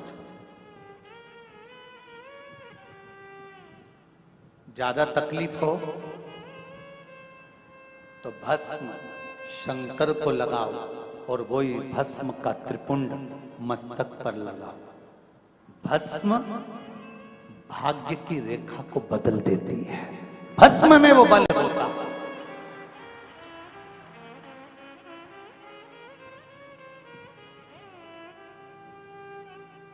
भस्म में वो बल होता है कि भाग्य की रेखा को भस्म बदल देती है।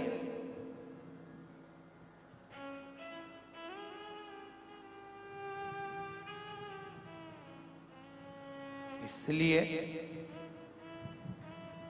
नवरात्रे में माता जी की जब आराधना होती है तो वहां पर भी धूप छूटती है, उसमें भी भस्म एकत्रित होती है।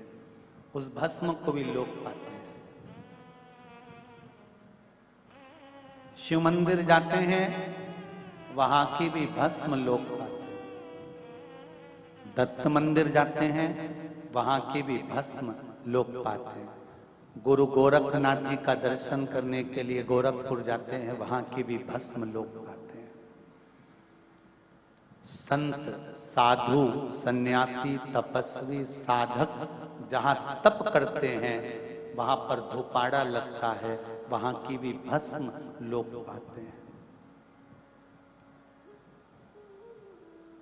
वहां की भी भस्म लोग पाते हैं।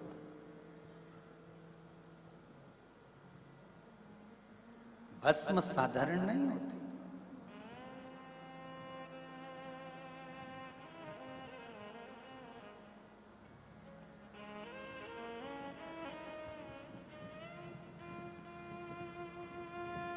महाराज शिव कृपा कर रहे हैं, शंकर की कथा कर रहे हैं। आतापी व्रतापी इन दोनों ने शिव की आराधना करी। अलग अलग शिवलिंग का निर्माण करना। मणिमती नगर में ये लोग निवास करते थे और मणिमती नगर में रहकर तप साधना करते थे। आतापी के पास में मणिमती नगरी एक ऐसी नगरी थी जहां संपदा की कोई कमी नहीं थी, जहां वैभव पूर्ण था।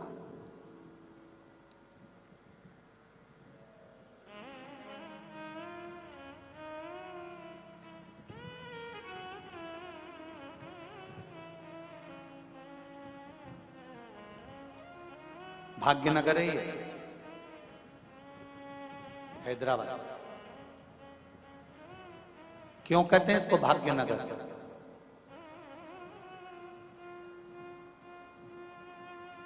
अगर कोई इस नगर में आकर छोटे से छोटा भी काम करता है ना, धीरे धीरे धीरे धीरे माता लक्ष्मी की कृपा इस पर होना प्रारंभ हो जाती है और बाबा भोलेनाथ उसका हाथ पकड़कर उसको आगे बढ़ा ही देता है।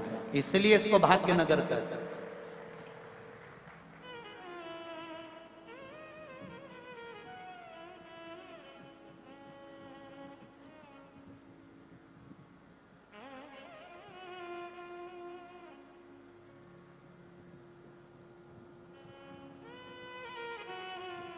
मणिमती नगर में अतापी और वतापी दोनों ने रहकर शिव जी की आराधना करी। शंकर भगवान प्रसन्न हो गए, मांगो तुम्हें क्या चाहिए। अब देखिए जरा, अगर भगवान से कुछ मांगना है तो दूसरे को कष्ट देने का मत मांगना। भगवान से कहना, भगवान देना हो तो दीजिए जन्म जन्म का साथ। इतनी कृपा कर देना कि आपका और मेरा मिलन होता रहे। प्रभु तेरा द्वार ना छूटे रे, छूट जाए संसार। प्रभु तेरा द्वार ना छूटे, संगी छूटे साथी छूटे सब कोई छूटे। छूट जाए संसार प्रभु तेरा द्वार न छूटे। अगर मांगना तो भगवान से एक चीज जरूर मांगना कि प्रथम सुख निरोगी काया, मरते दम तक अंतिम श्वास तक मैं किसी से कुछ ना मांगू, तेरे दरवाजे पर आती रहूं, जल चढ़ाती रहूं, अंत में तेरे ही धाम को चली जाऊं। बस इतनी कृपा करना, पटकना मती, पलंग पर मत पटकना मेरे भोलेनाथ।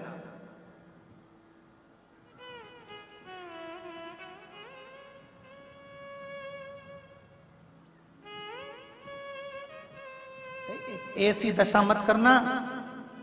घर के लोग 4 बार गीता जी सुना दिए, 2 बार गंगा जल पिला दिए, अम्मा फिर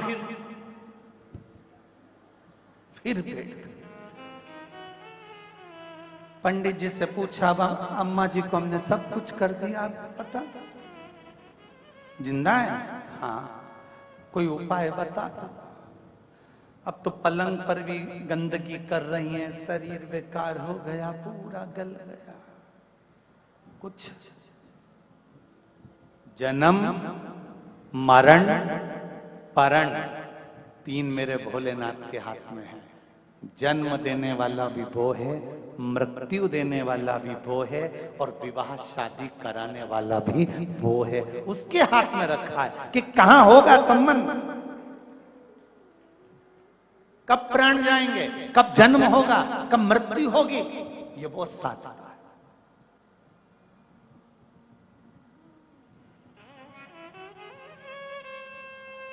उसके सिवाय कोई नहीं।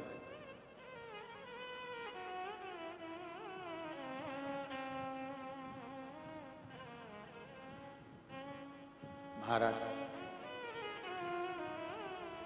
शिव जी ने पूछा मांगो क्या चाहिए, दोनों ने वर मांगा। अतापी ने कहा मुझे वर दे दो। क्या?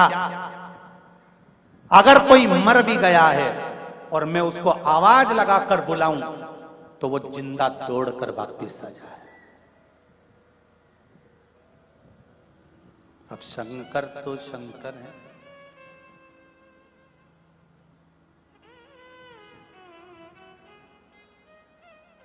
रावण ने तो शंकर भगवान से उनकी धर्म पत्नी तक मांग ली थी। कथा सुनाई थी, आप लोगों को सुनी थी, शिव महापुराण कथा में वर्णन किया था। रावण ने शंकर भगवान से जाकर कैलाश पर माता पार्वती को मांग लिया था कि पार्वती दे दीजिए। शिव जी ने कह दिया तथास्तु, ले जा। नंदी ने पूछा तुमने इतनी सरलता से अपनी पत्नी को दे दिया कि ले तो जाए, मेरे जैसा व्यक्ति है जो निभा रिया है, ले जाए। ले जाते। अपने को लगता है दूसरे की धर्म पत्नी को देखकर कितनी सीधी है, और एक अपनी ऐसी दिन भर झगड़ा करे, दिन भर अपशब्द, उसकी पत्नी कैसी है, कितनी बढ़िया, जोरदार चोटी मोटी करे, पल्लू पल्लू लेने रिबिन मिबिन लगा के, और सुंदर चार मीनार की चूड़ा चूड़ी पहन के, और कई जोरदार तैयार होके, तो क्या ऊ की पत्नी अच्छी। तो अब उससे कोई पूछे एकांत में ले जाके कि तेरी पत्नी कैसी है, तो वो हाथ जोड़ के कहेगा तुम्हारी बात कर पर ऊ की मत बोल जाए, तुम मेरे से जो पूछना है ना पूछो, उसका नाम मत। तो नंदी ने कहा कि रावण ने आपसे पार्वती जी को मांगा और आपने दे दिया, तो भगवान बोले उसमें क्या दिक्कत, ले जा। रथ आया, डोली में पार्वती जी को बिठाया, रावण लेके चल दिया, और जो लेकर चला बीच मार्ग में शंकर भगवान ने काम बिगाड़ दिया, और जाते जाते भगवान शंकर ने रूप रखकर बोला, रावण के सामने जाकर शंकर भगवान ने इतनी सरलता में पार्वती जी को दे दिया, रावण जरूर दाल में कुछ काला है, मुझे लगता है पार्वती नहीं कोई दूसरी आ गई है, जा जरा। और रावण फिर गया, जो उस डोली में जाकर देखा तो वहां पार्वती नहीं थी, मां काली बैठी हुई थी। रावण डर गया, शंकर जी के पास भाग कर गया, कहने लगा मुझे नीची है, आप वापिस धर लो। भगवान शंकर ने कहा ये नवरात्रि है, अभी तो तूने एक ही रूप देखा है, चंद्र घंटा और कुसमांडा और कालरात्रि तो देखी ही नहीं है। रावण बोला नीची है, मैं नवरात्रि का व्रत रख लूंगा और इसको नहीं ले, अरे हाथ जोड़ो इसको वापिस धर, नहीं ले जा तो तुझे ले जा।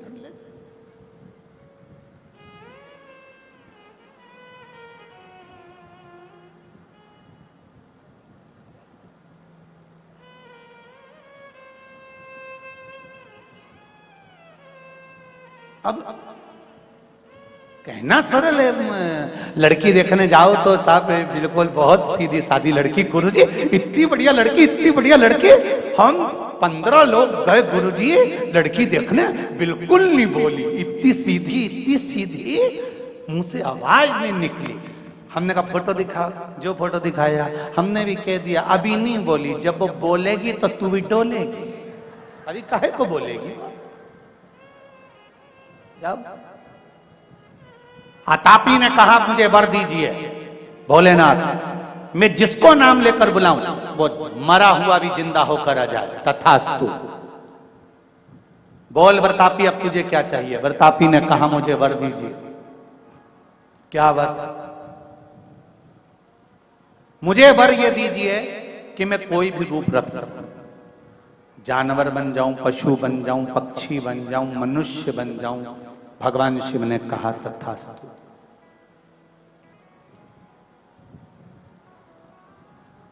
अब ये थे तो असुर राक्षस, दोनों ने विचार कर लिया, चलो अब अपने घर में संतान नहीं है, किसी एक ऋषि के पास चलते हैं, ब्राह्मण के पास चलते हैं, संत के पास चलते हैं, और वहां चलकर ब्राह्मण से संत की कामना करते।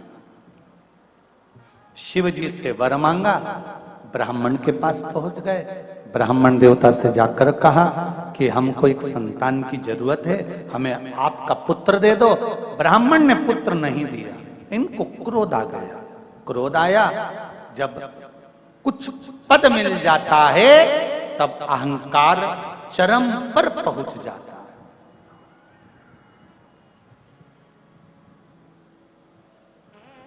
शब्द बदल जाते हैं,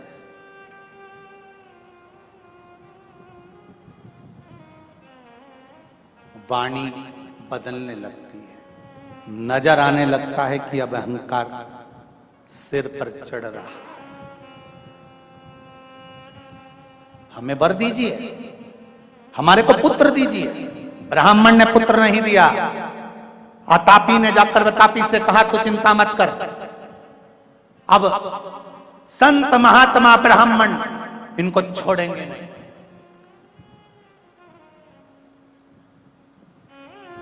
प्रतापी ने कहा, तापी अगर हम संत ब्राह्मणों को मारेंगे तो लोग क्या कहेंगे? अरे तू क्यों चिंता करता है, हम संत ब्राह्मण को ऐसे मारेंगे ही नहीं। क्या करोगे तो फिर? कुछ लीला दूसरी करेंगे।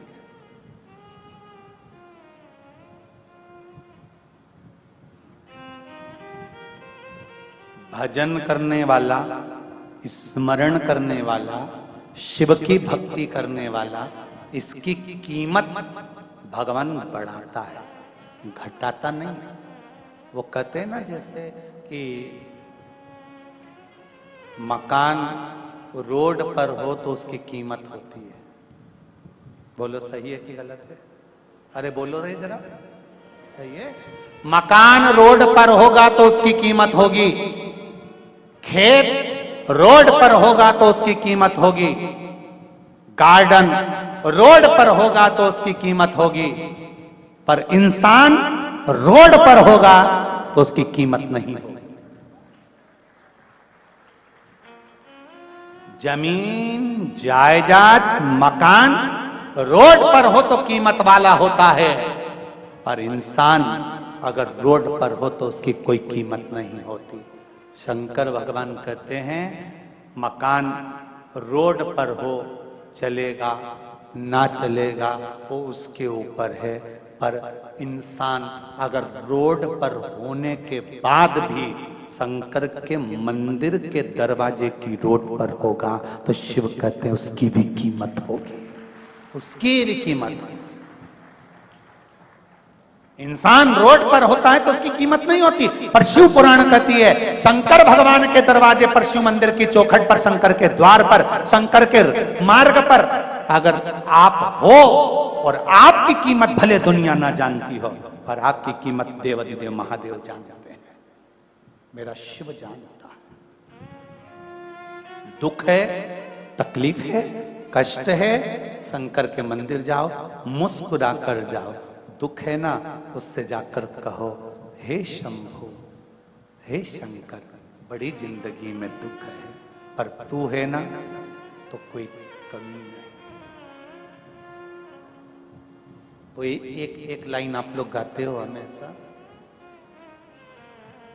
तेरा साथ है तो मुझे क्या कमी,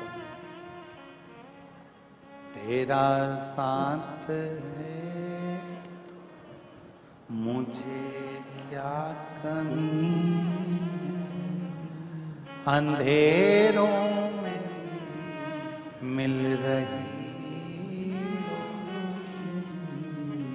बाबा शिव पुराण कहती है, जीवन में अगर दुख है और उसकी कृपा है तो वो दुख थोड़ा थोड़ा कर कर कष्ट जाता है, वो कट जाता है, और कटते ही मेरे देवाधिदेव महादेव की कृपा संसार वासियों पर बरस जाती है। बस विश्वास, श्रद्धा, भक्ति छूटना नहीं चाहिए।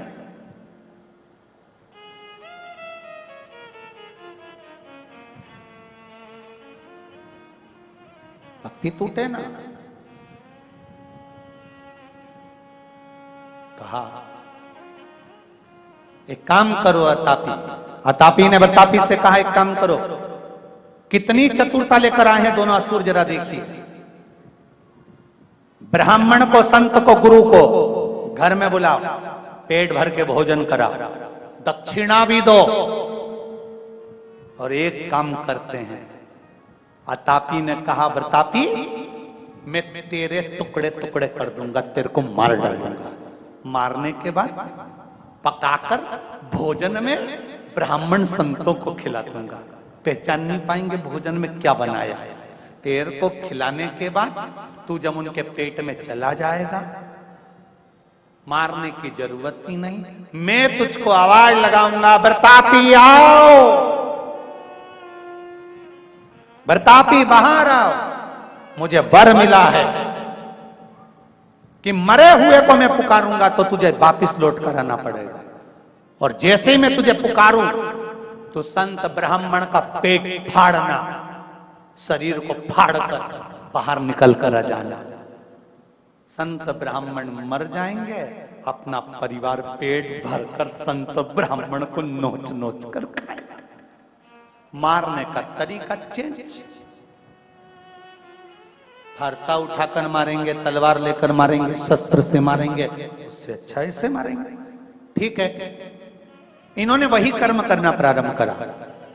संत ब्राह्मण को भोजन करने बुलाते, आदर सम्मान देते, दक्षिणा देते, और देते देते देते देते उसके अंदर चले जाते व्रतापी। अतापी उनको बुलाते और वो फाड़ कर निकल कर आ जाता। एक बार अगस्त ऋषि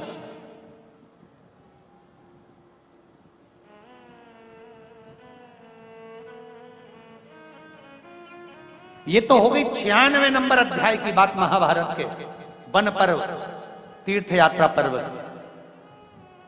अब महाभारत के वन पर्व, तीर्थ यात्रा पर्व के 98 नंबर अध्याय की बात का स्मरण करो कि अगस्त ऋषि जब विवाह करे, विवाह करने के बाद जब अगस्त ऋषि ने विवाह कर लिया लोपामुद्रा से,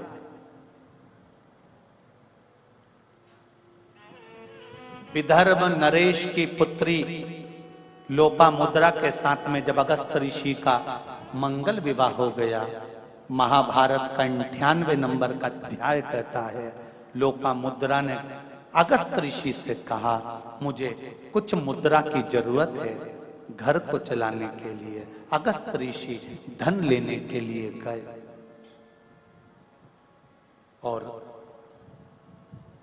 शत्रुवा जी के यहां पर जब धन लेने के लिए गए तो उन्होंने कहा अगस्त बाबा से, मेरे पास में सारा लेखा जोखा है, अगर धन चाहिए तो आप देख लो, मेरे पास में जितना होगा मैं आपको दे दूंगा। उन्होंने लेखा जोखा देखा तो शत्रुवा के पास में तो कोई धन था नहीं। उन्होंने दूसरे को पास भेजा, दूसरे के पास भी धन नहीं था। फिर किसी ने कहा अतापी के पास में धन बहुत सारा।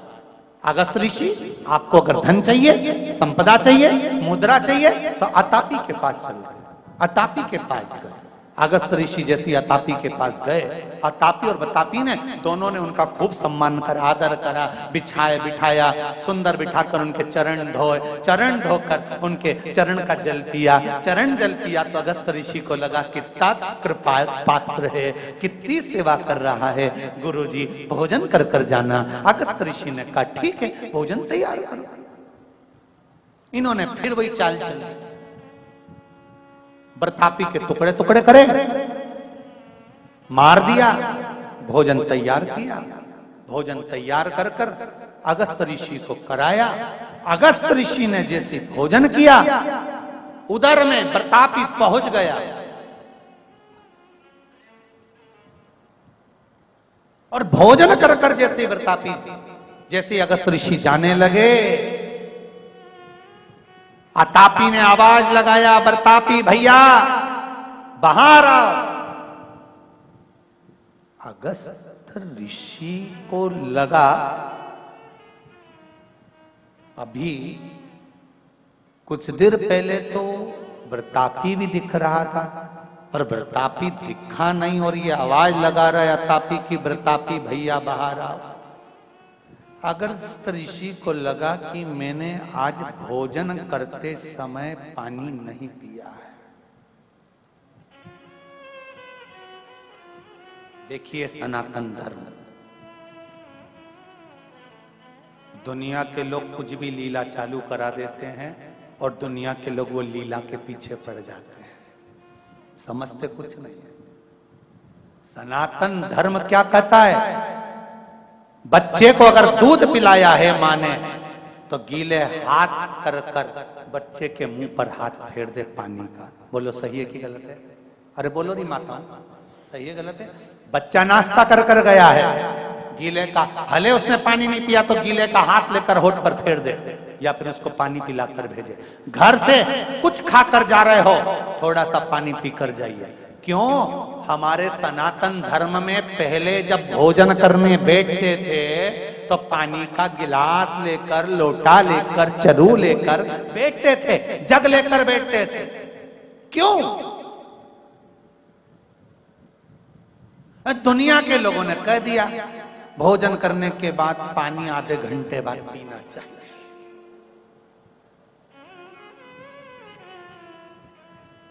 पहले के लोग क्या मूर्ख थे? अरे बोलो तो जम के, जितने उम्र में तुम मर रहे हो वो तो 90 साल दांत तक नहीं गिरते थे, रोटी के साथ ही पानी पीते थे, क्योंकि उन्होंने महाभारत सुन रखी थी।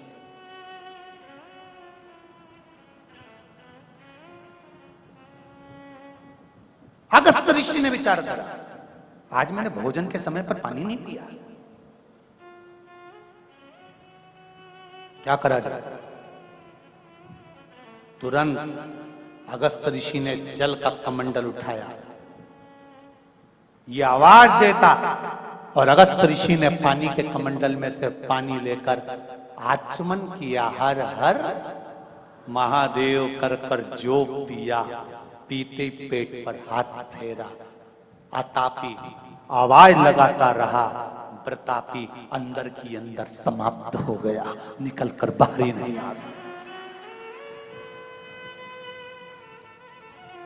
शिव महापुराण की कथा कहती है, अगस्त ऋषि की कथा महाभारत का वन पर्व का सुंदर तीर्थ यात्रा पर्व का 98 नंबर का अध्याय कहता है, भोजन करने के बाद मुख में थोड़ा पानी जाना जरूरी होता है। कारण हमारे जीवन में कुछ दुनिया के लोग अगर हम पर कुछ प्रहार करने वाले होते हैं, कोई हाय लग जाती है, किसी ने नजर लगा दी होती है, किसी ने टौना कर दिया होता है, कोई दुख आने वाला होता है, और भोजन के बाद हमारे ऊपर अगर काल मंडराने वाला होता है, तो मात्र जल का आचमन करने से वो पाप समाप्त हो जाता है। और हम क्यों, भोजन में ऐसा क्या होता है?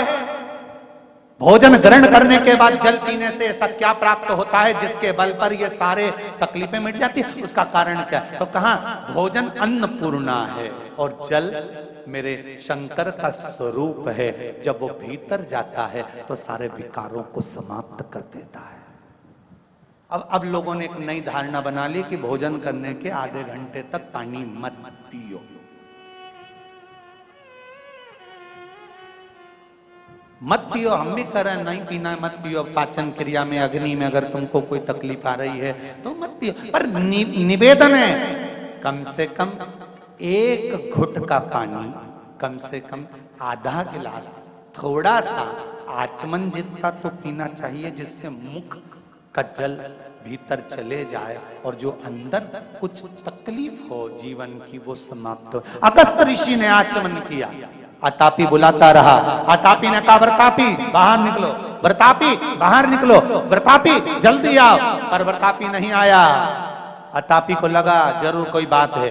उन्होंने अगस्त ऋषि का चरण पकड़ा। अगस्त ऋषि का चरण पकड़कर स्मरण किया कि मेरा भाई व्रतापी गया कहां गया?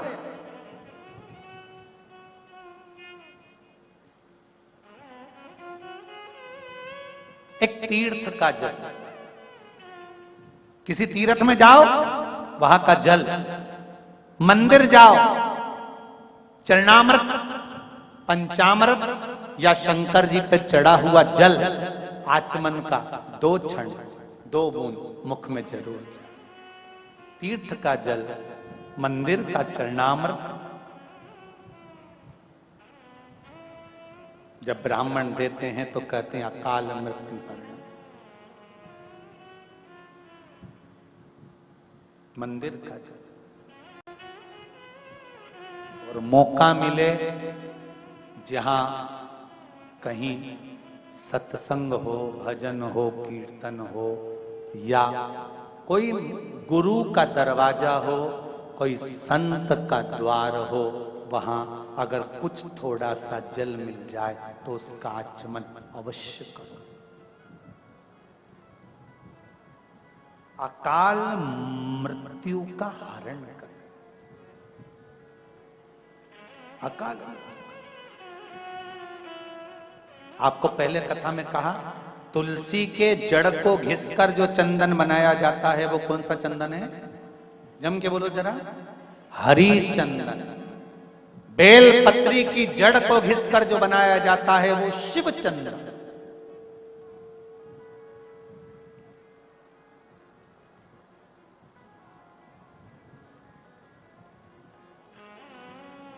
बहुत कष्ट होने पर ही इसका प्रयोग किया जाता है, बहुत कष्ट। शिव पुराण कर रहे, अतापी ने आवाज लगाई, बरतापी नहीं आया, तो अतापी को लगा जरूर कोई बात है। अतापी ने जाकर अगस्त ऋषि के चरण पकड़ लिए, मुझे क्षमा कर दो, मेरा भाई कहाँ है? अगस्त ऋषि ने कहा, वो तो उदर में ही समाप्त हो गया, मैं क्षमा चाहता हूं। आप मेरे यहाँ क्यों आए थे? धन लेने के लिए, मैं दान देता हूं। उसने एक रथ भरकर सोने की मुद्राएं अगस्त ऋषि को दे दी। अगस्त ऋषि उस मुद्रा को लेकर चले। अतापी ने सोचा अब मारूंगा इसको। अगस्त ऋषि को मारने के लिए अतापी पीछे से भागा।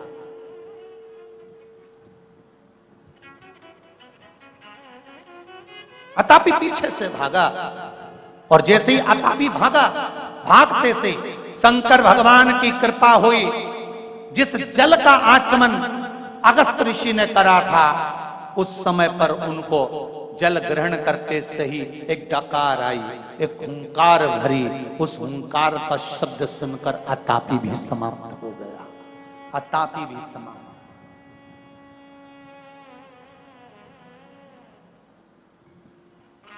शंकर भगवान पे चढ़ा हुआ जल जो बहकर जाता है, उसको 3 जगह पर जरूर लगाना चाहिए। ध्यान से सुनिएगा। 9 ग्रह जो शरीर पर राहु, केतु, मंगल, बुध, शनि परेशान करते हैं, उसकी समाप्ति के लिए शिव पर चढ़ा हुआ जल नैनों पर, कंठ पर, मस्तिष्क पर, 3 जगह पर जिसके प्रतिदिन शिव पर चढ़ा हुआ जल लगता है, उसको कभी नवग्रह परेशान नहीं कर सकते। शंकर की कृपा बरसती है, शंकर की करुणा बरसती है। उस जल का तेज पुंज है।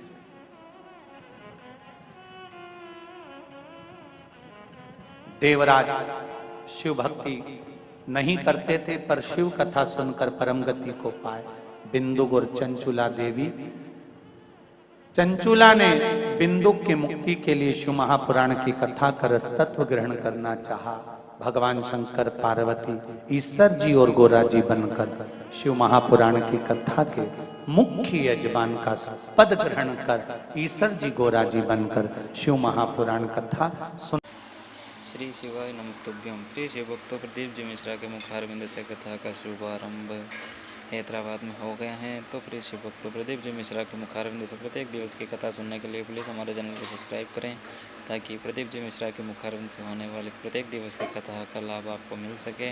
हर हर महादेव। महासमुंद से आई हूँ। मेरे पति का नाम रीतराम यादव है। मेरा छोटा बेटा, जिसको 5 वर्ष की आयु में आंख से दिखना बंद हो गया था। कितने वर्ष की आयु में? जम के बोलो जरा।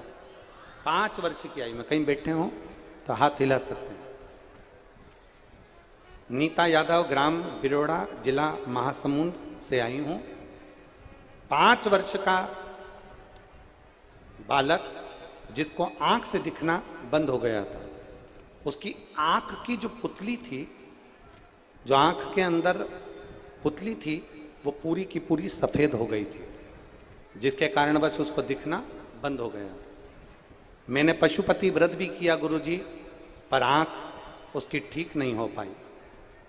फिर मैंने शंकर जी के मंदिर में जाना प्रारंभ करा और शिव जी को जल चढ़ाकर उसकी आंखों में लगाना प्रारंभ करा। गुरुदेव, आपने शिवरात्रि की रात को 12 बजे वाला शहद का एक उपाय बताया, मैंने वो करा और बाबा की कृपा का मैं क्यों गुणगान करूं गुरुदेव। जिसको 5 साल से दिखाई नहीं दे रहा था, 5 वर्ष की अवस्था का बेटा दिखाई नहीं दे रहा था, आज वो अपनी आंखों से पूरा देख लेता है। मैं बाबा को यहाँ धन्यवाद देने के लिए आई। कहीं बैठी हैं? बच्चा आया है? लिया इस बच्चे को, लिया। हाँ, लिया इसको, लिया।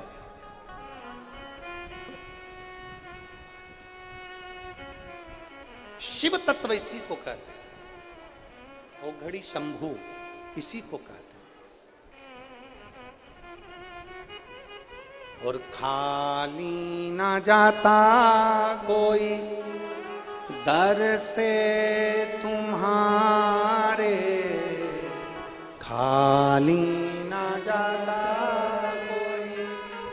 सब बोलिए, दर से तुम्हारे मैं भी खड़ी हूँ नन्ही बाहें पसार, अपने हृदय लगा लो, लगा लो, गिरा जा रहा हूँ, उठा लो, भोले अपने दर से अब तो ना टालो, गिरी जा रही हूँ, उठा लो। ब्रह्मा जी झूठ बोल रहे,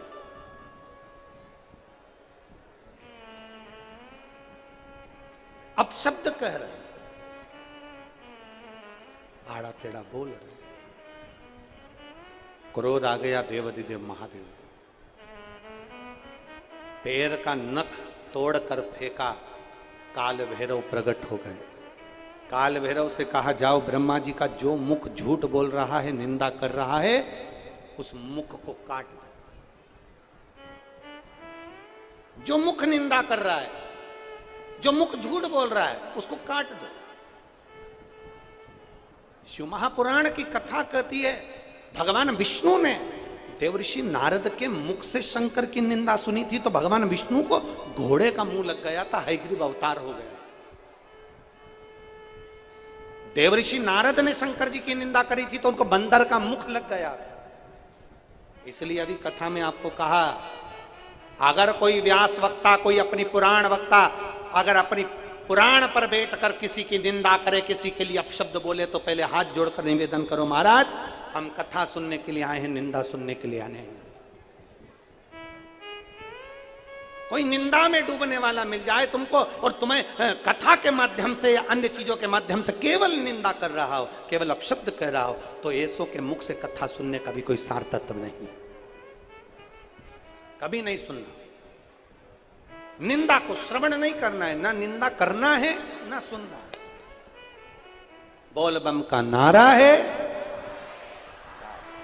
हम क्यों निंदा सुने, हम क्यों निंदा करें, हमें क्या करना निंदा से, हमें क्यों सुनना। और मेरी जीजियों, केवल फलहार करने से उपास नहीं होता। मेरे जीजाओं, केवल फरियाल खाने से उपास नहीं होता, फलहार करने से उपास नहीं होता। शिव महापुराण कहती है, एक उपास और है, वो उपास है किसी की निंदा नहीं करना और निंदा नहीं सुनना। ये भी व्रत है, ये भी उपास है, ये भी व्रत है, ये भी उपास है। ना हम निंदा सुनेंगे ना निंदा करेंगे।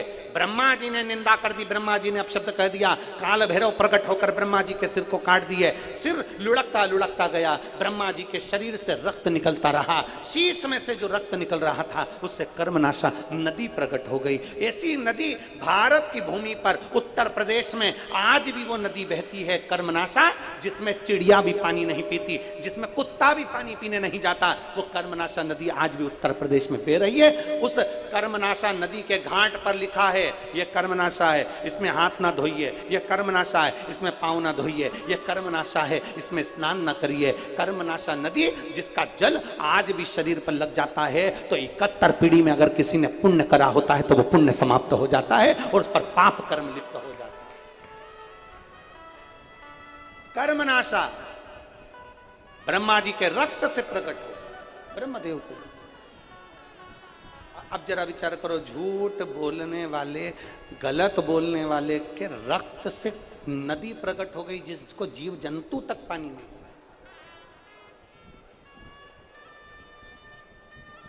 विचार करिए जरा।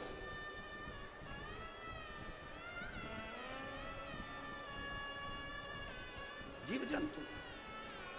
इसलिए फिर कहेंगे, आप भी साथ में बोलेंगे, मत बुरे कर्म कर बंदे वरना पछताएगा, भगवान की आंखों से तू बच नहीं पाएगा, तू बच नहीं पाएगा।